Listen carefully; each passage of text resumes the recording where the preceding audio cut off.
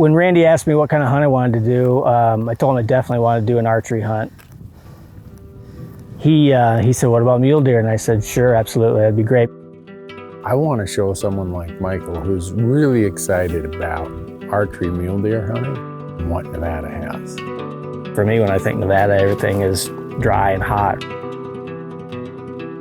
Nevada has big, wide open spaces. It has really steep mountains. It's got hot, just brutal temperatures, but it's also got some really nice deer.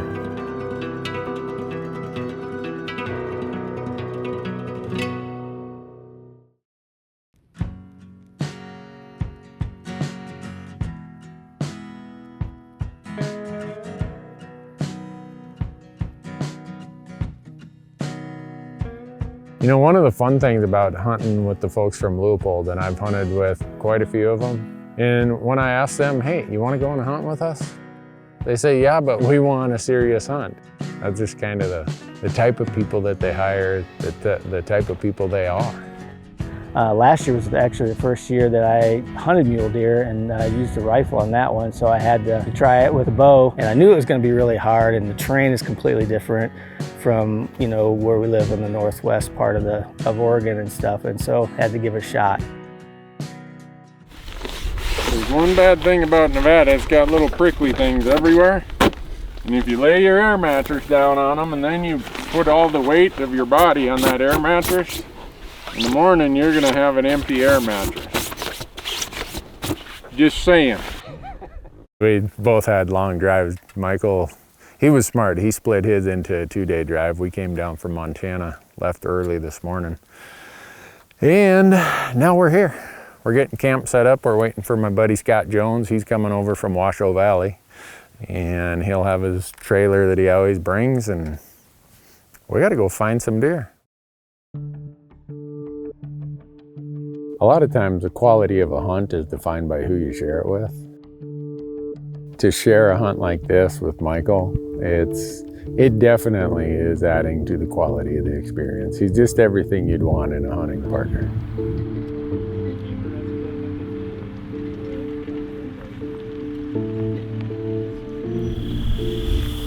All right. This is good for you guys. It worked for you. And this is Michael. Hi, Michael. Hi, how Scott are you? Jones. Scott Jones. Nice to meet you. Yeah, you So too. I've told Scott he can't tell you any of our old college running stories or Leopold will ditch you. Well, I met him in a bar. Whenever I come to Nevada, Scott wants to join us. He lives in Washoe Valley, south of Reno. I'm really lucky to have such a great friend like Scott. Well, let's help you get set up Okay. before it gets dark. Okay.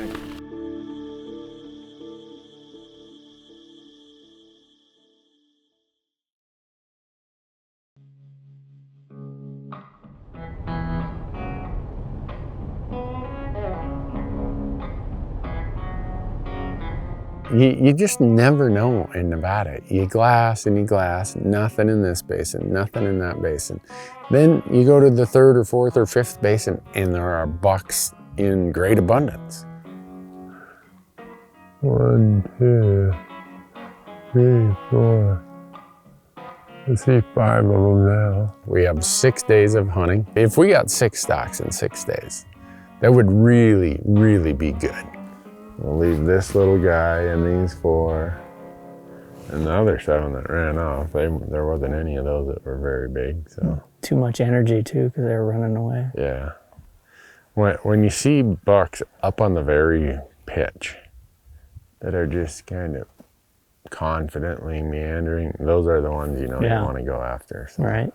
like those 6. So I'll walk back and get the truck, and we'll load everything up and see if we can get to a glassing spot where we can look up in that Look basin. up in there. Yeah. There's a new buck for you to shoot. There's a buck for you to shoot right here on this ridge. Ah, you guys are full of it.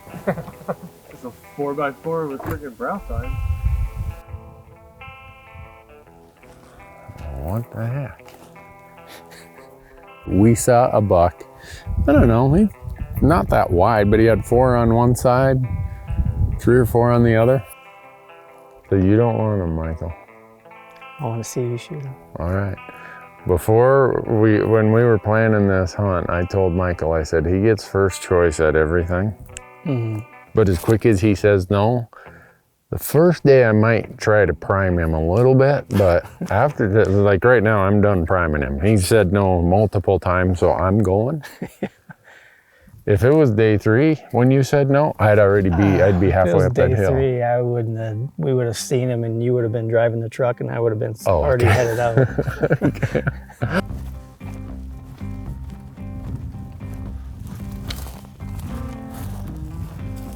I've done enough of these Nevada mule deer hunts. They're really hard hunts no matter what. But then you try to capture it on film, so instead of one of you sneaking in, there's 2 of you. You just doubled the amount of movement, doubled the amount of noise. So you need about double the number of stalks to have some success. Oh, now we know why he's bedded where he is. If they're facing, looking that way, the wind's coming this way. If they're facing, looking this way, the wind's coming that way. So I'm gonna stay down in there, get to the top, and I'm gonna come down and around on him. Different than I thought.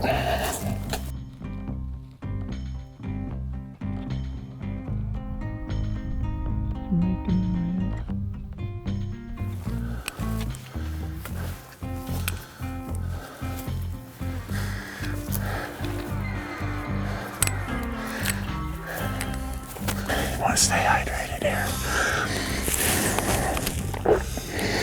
Anyone who archery hunts for mule deer, especially in mountain settings, you know that if there's anything that doesn't line up perfectly, it's probably gonna just be a stalk and not a shot. The deer is right over here. I gotta make a big loop up. So then when I come down, I got a perpendicular wind. I hope.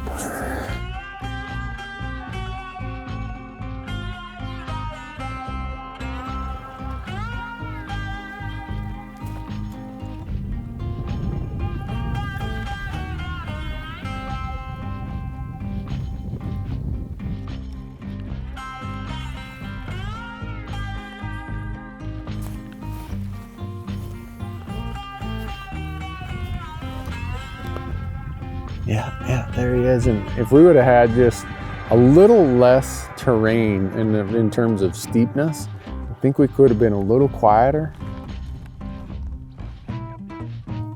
And all of a sudden the deer puts its head up.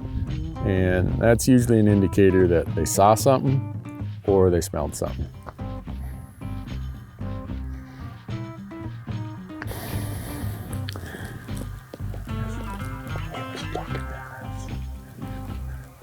Just when I went like this, it's just there he is. When I went like this, he stood up.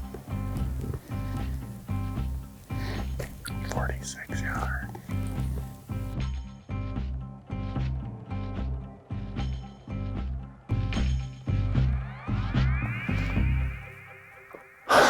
Darn.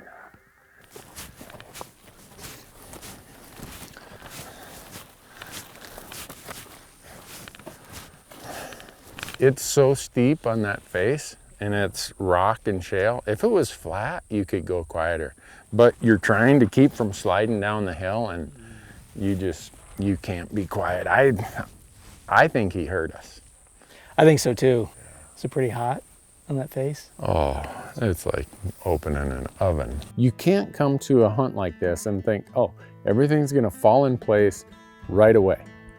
If that's what you're hoping for, you're gonna have unmet expectations 999 out of 1,000 times. So the second morning, there was this spot north of our camp that I thought, you know, even though Scott had been in there the day before and he'd only seen a couple deer, nothing to get excited about, if all of us go up there and we put all of our optics on those hillsides, we're either gonna find some deer or I can cross that big section off my map. We're out here waiting for the sun to come up so we can see this hill, just everything here just littered with deer. I mean, the amount of deer that are probably here would be like a debris pile or something. Michael doesn't seem convinced. I keep looking at this deer-colored rock and He just won't change. Still a rock, huh? Yeah, it's still a rock. Absolute premium time, glassing, and we see a couple does. Same result Scott had the day before. It's like, you know what? Cross this off. 2 days in a row, just nothing but a few does. Let's get out of here. Go back to the other spot. I like that idea. We committed the ultimate sin. Left. Yeah, leave fish to find fish, leave deer to find deer.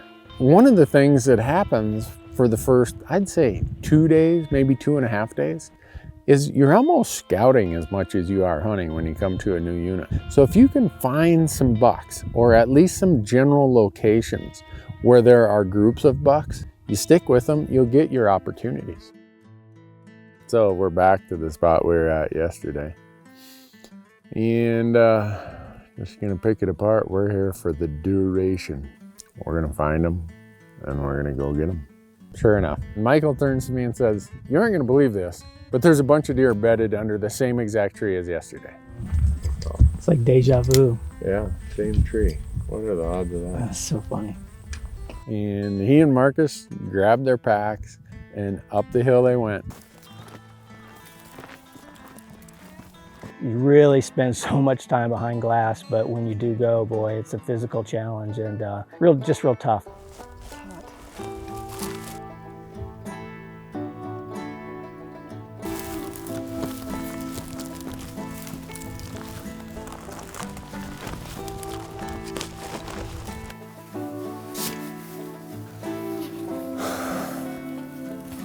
So while we're sitting here, we can see our guys walking across. They're taking the same exact path I took yesterday. My heart's beating like I'm right there on the stalk. The suspense. Doo-doo, doo-doo, doo-doo, doo-doo. They were facing our direction, so couldn't really do much, you know, to come up over the hill. We would have been in sight right away.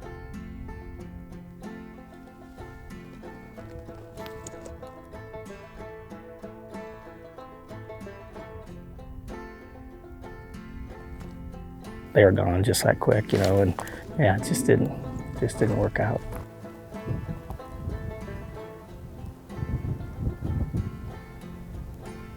And to Michael's credit, I'm really thankful they didn't release an arrow. A lot of people might feel pressure that, oh, we're filming this, I better get an arrow in this deer. And he said, no, I'm not gonna release an arrow when I have something facing me or quartering to me.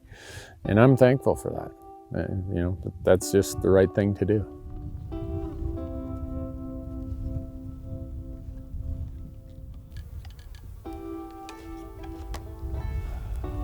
Close, that's cool. Get a little bit of shakes going, you know.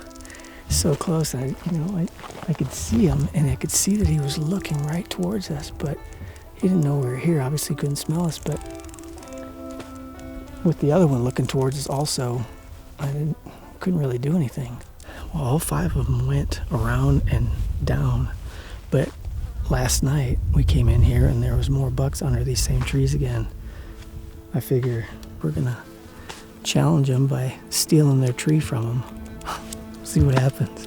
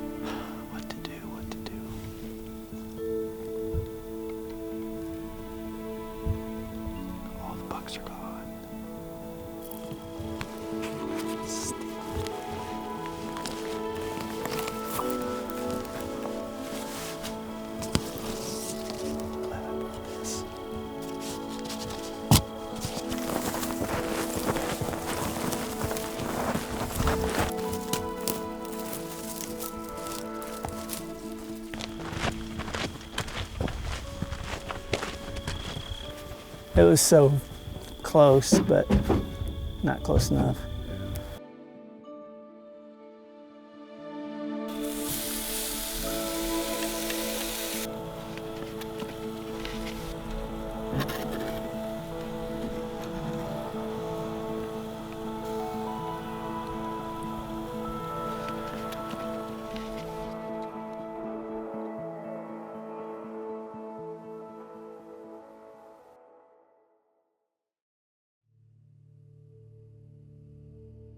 Well, we went in morning 3 to the spot where he'd had the 2 encounters where we did the stalks, and we went in there and glassed all morning, didn't see anything.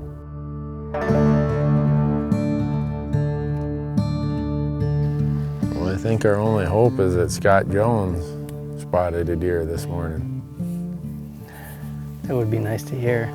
Because all that we've spotted are does, and then Marcus found 2 little forkies that are camped out on some private down below us.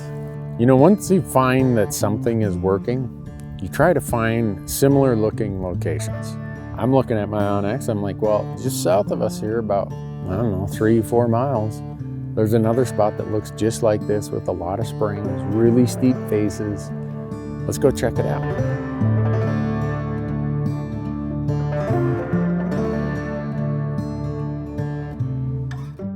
Oh, we no more than put the spotters up and, well, there's a buck right there. From afar, it looks steep, but when you get up to it, it looks even steeper. Come to Nevada, they say. Climb a mountain a day, they say. And Michael grabbed Dale, the camera guy, and off they went.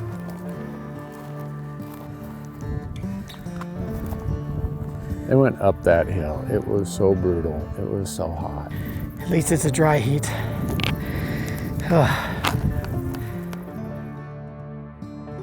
I just watching it and seeing how small they looked, even through the spotting scopes, that's when you get an understanding of how steep and big this country is. So we want to get up here on the other side of these mahoganies and then look over, and hopefully we're on the same elevation as they are, and then we can kind of figure out what we're going to do. Don't really know what it looks like up there. Well, we made it up here. There's 3 bucks, about 300 yards on the other side of this draw. Problem is, the wind's either coming up or going towards them. So we're trying to stay above them. So now all we get to do is sit here and watch them. Don't really know what to do. I don't know, folks. They've been at it for 5 hours. Down here, me, Marcus, and Scott, we're just about ready to start taking shifts of nap time, but you know that sooner or later they're gonna have to get up and at them. Just a few minutes ago, they moved down into this, the bottom of this draw, and they bedded down again. So we're gonna go down here a little ways and try to line up some big trees between us and them and see if we can't slip over and close the distance on them. And hopefully maybe the wind switches in our favor. It's not that bad right now, but it's kind of not good. But we're getting impatient. We've been here a long time, and we gotta make a play on them. So we'll see how it goes.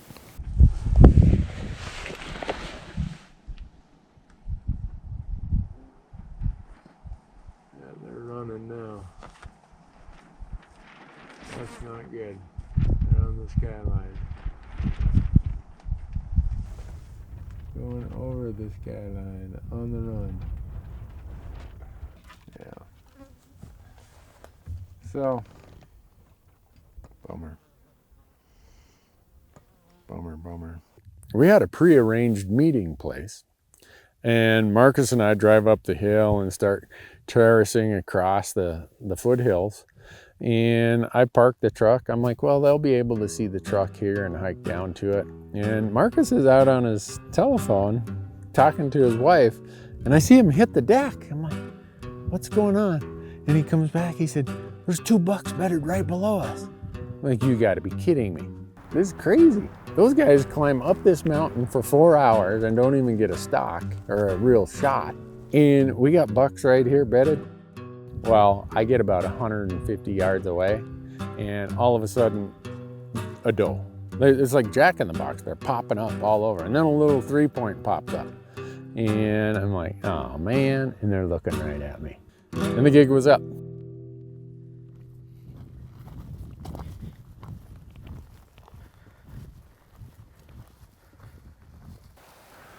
I'm sorry, man. That is, we were watching you guys go up that. I'm like, oh no, that is so much worse than I could have ever imagined.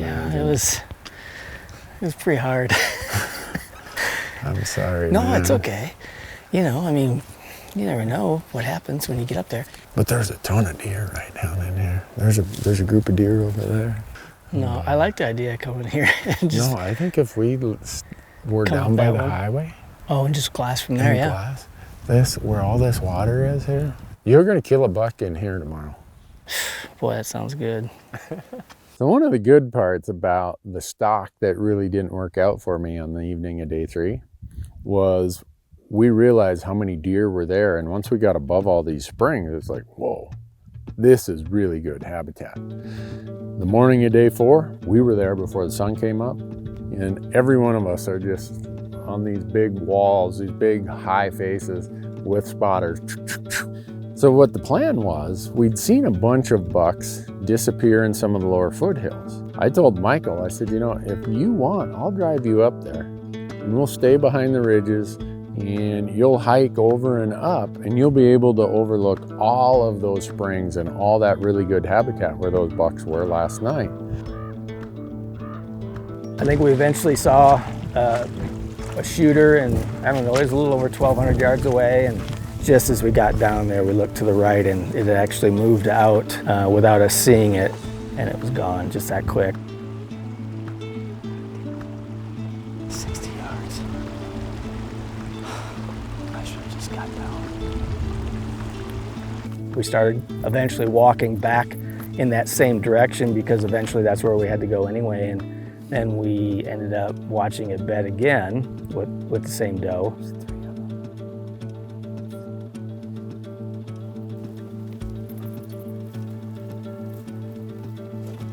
And it blew out of there along with another forky and another doe. So it's a long shot but anyway, I started to pull back and they turned around and ran down the hill, and we tried to circle around downwind, and he was in here, but he didn't stick around. No, he freaking blew out and was a mile away probably.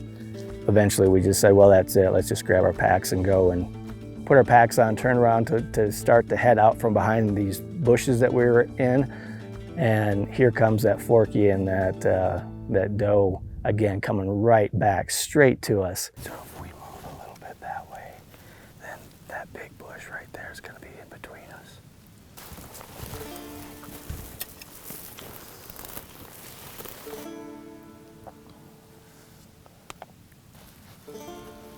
About 80 yards. They popped out at about 45 yards, but I was kind of behind this bush and I had to step out. And that's all it took, you know.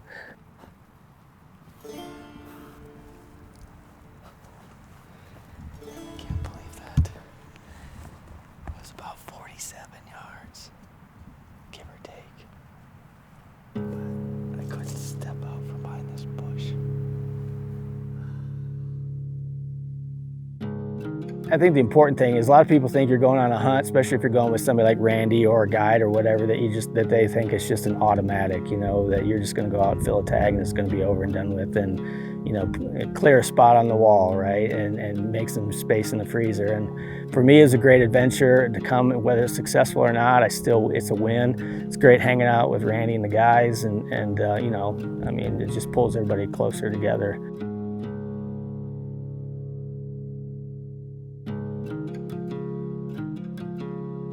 For me, just the brand of Leupold and the company and the people that I know there, they're just top notch. And I guess I'm lucky that I get to do what I get to do, and I have a company like that supports our audience. They support the whole idea of access, of public lands, of conservation.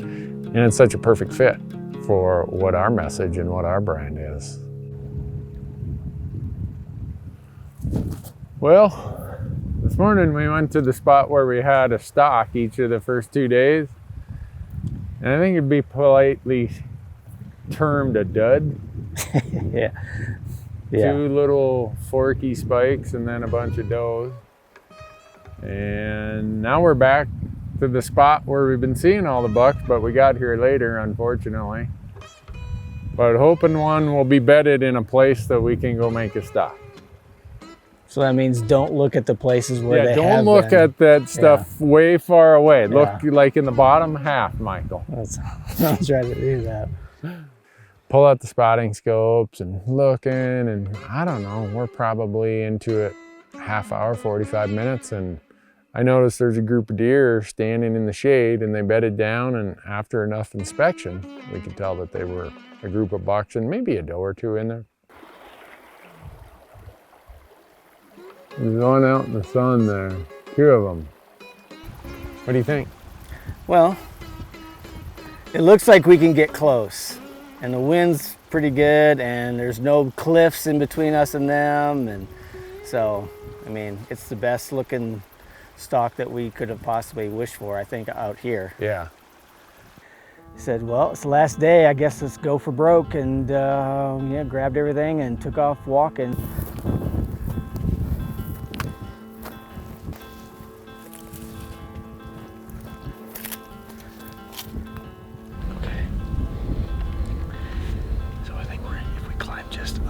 Here another 40 yards or so, we should be up above, and I think there's a couple of mahogany trees, small ones, in line with us and where they are.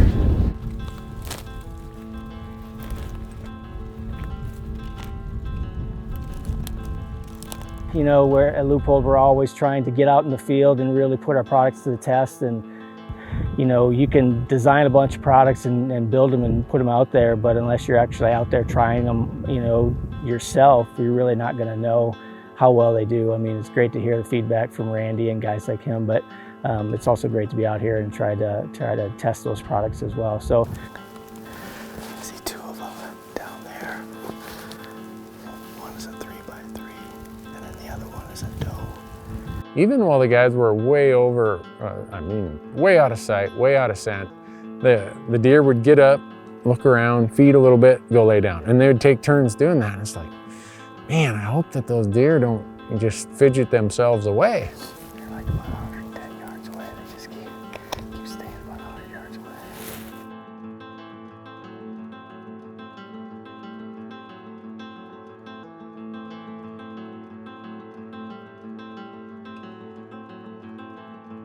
I don't know what happened, but the biggest buck, the 3-point, gets up and decides, I think I'm gonna just truck on out of here. Off he goes. It's like, man, can these guys ever catch a break? strike 27, I don't know what. Maybe he smelled us, but the other 3 deer just laid back down, so I don't know. But that's how hunting goes, right? How many times have you been on a hunt and you feel like you've done everything right, you've done your research, you've worked hard, you got close, and something just, it didn't work out? You have those kind of days, we have those kind of hunts. Anyone who says that you're gonna come out and have these difficult hunts and everything's gonna work out perfectly every time, no. As bad a luck as you have, I don't know that I want you riding in my truck even. Oh gosh. Yeah, I don't know. Was it interesting to watch? Oh yeah. The wind just started, it was just howling up there. All of a sudden it swirled around and must have hit him. Yeah. And he just bolted out of there. We could see when you guys would walk, Yeah. where it was really dusty and you're coming downhill train, sometimes the wind would blow your dust that way. And then sometimes it'd blow it that way. And then sometimes uphill. And Scott's back there, he just left. He said he'll go get the brats going. Okay. Hey. Unless you want to climb up here again this evening. No. My boots are coming off. And I'm gonna get in the water. All right. Hey, you know, we put the effort in, and it was hard, but we knew it'd be hard coming in, and it was great. Good experience, that's for sure. And a lot of people will say, well, Randy, why do you film these hunts and why do you show episodes that don't have a kill shot? We're here to tell a story about hunting, about the culture of hunting, about the importance of hunting in the fabric of our lives, probably in your life, what it means to you, whether success comes your way or doesn't come your way, the anticipation, the build-up, the scouting, the hard work, the camps shared, all that. That whole package is what the hunt is. We would never pressure ourselves or a guest hunter to feel like, oh, you got to shoot one because we've been here for 5 days and you know we got to have a kill shot. Nah, that's not our style. I'm thankful that we had this week to spend together, and I suspect, if I had to bet, this isn't the last time that Michael and I are chasing something somewhere. If Michael ever calls me and says, hey, you want to go hunting again? I'm going to clear my schedule and we're going to go do it.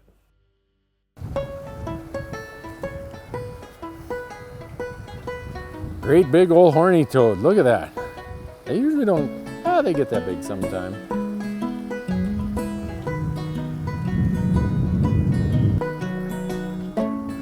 Texas horn frog, isn't that what they call him? Yeah. This is an old one, but he looks like a triceratops almost with all those horns. Yeah, here we go, buddy. We don't want to run you over. Go eat some grasshopper. Probably. He probably can't even wiggle. He's been eating so many grasshoppers. And let me put you in some shade where some dude doesn't come and get you. There you go.